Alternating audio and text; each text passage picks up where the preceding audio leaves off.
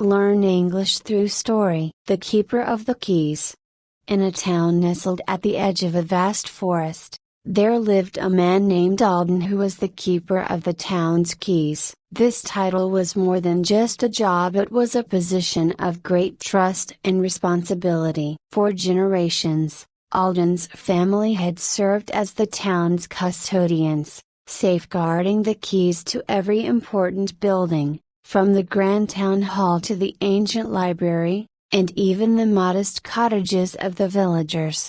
Alden was a man of integrity, known for his honesty and fairness. He believed that the keys he held were not merely metal objects, but symbols of the trust that the townsfolk place in him. Every key represented a piece of their lives, their homes, their businesses, their secrets. He treated them with the utmost respect, understanding that to misuse this trust would be to betray the very foundation of the community. One day, a wealthy stranger arrived in the town. His name was Baron Marcellus, and he was a man of considerable influence. He had recently acquired a large estate on the outskirts of the town and was eager to make his mark on the community. He was charming and charismatic, quickly ingratiating himself with the townsfolk, who were flattered by his attention. Baron Marcellus soon approached Alden with a proposition. "Alden,"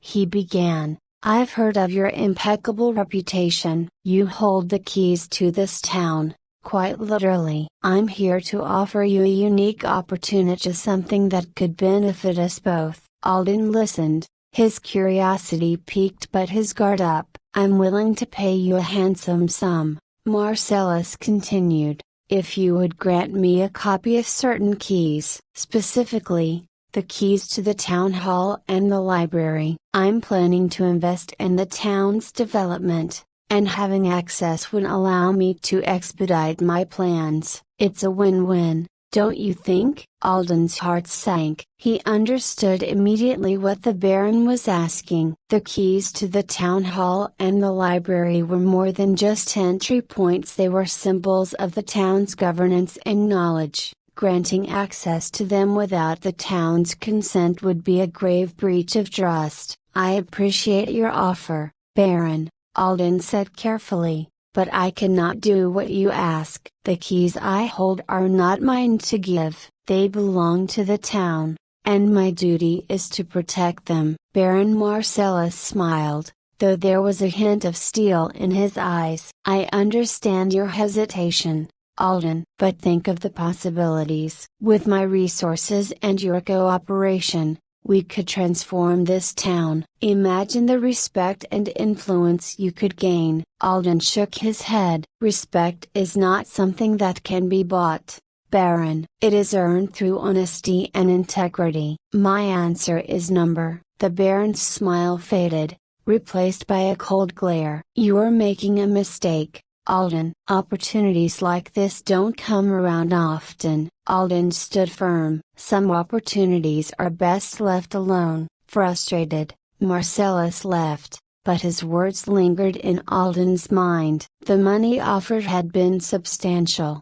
enough to secure his future and ease the burdens of his modest life. Yet, deep down, Alden knew that compromising his principles would cost him far more than the Baron's gold could ever provide. As the days passed, rumors began to spread. The townsfolk whispered about Alden's encounter with the Baron, speculating about what had transpired. Some were curious, others suspicious. One evening, as Alden walked through the town square, he was approached by a group of townspeople. "Alden," one of them said, "we've heard that the Baron made you an offer. What did he want?" Alden looked around at the familiar faces, people he had known all his life. He knew that trust was fragile, easily shattered by doubt or secrecy. He decided to speak openly. "The Baron wanted access to the town hall and the library,"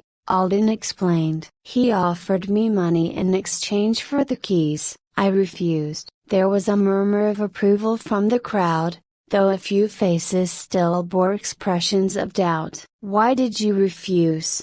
asked another. Think of what that money could have done for you, Alden sighed, choosing his words carefully. The keys I hold are not just for doors, they are for the lives we live together. They represent our trust in one another. If I were to give away that trust for money, what would become of our community? What would become of us? The townsfolk nodded, understanding the gravity of his words. They realized that Alden's decision was not just about him, but about the very fabric of their society. Weeks passed, and Baron Marcellus continued his efforts to gain influence in the town, though without success. The town, united by Alden's example, remained wary of his intentions. Eventually, the Baron moved on, seeking easier targets elsewhere. One day, the town council called a meeting. They had a special announcement to make,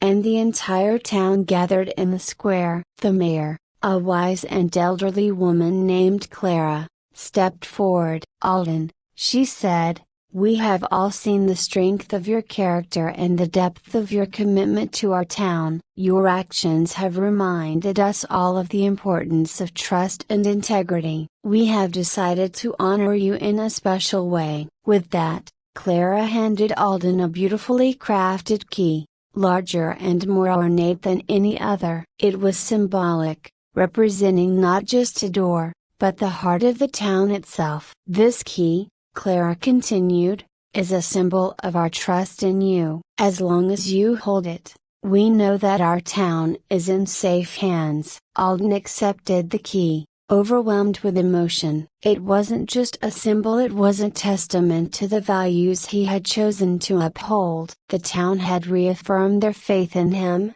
and in doing so, they had strengthened the bonds that held their community together. And so, Alden continued his work, not just as the keeper of the keys, but as a guardian of the town's spirit. His story became a lesson passed down through generations, a reminder that true wealth lies not in what one can gain, but in what one is willing to protect. I hope you enjoyed the story. If you enjoyed, then please like and share this video, and don't forget to subscribe our YouTube channel. Thank you for watching.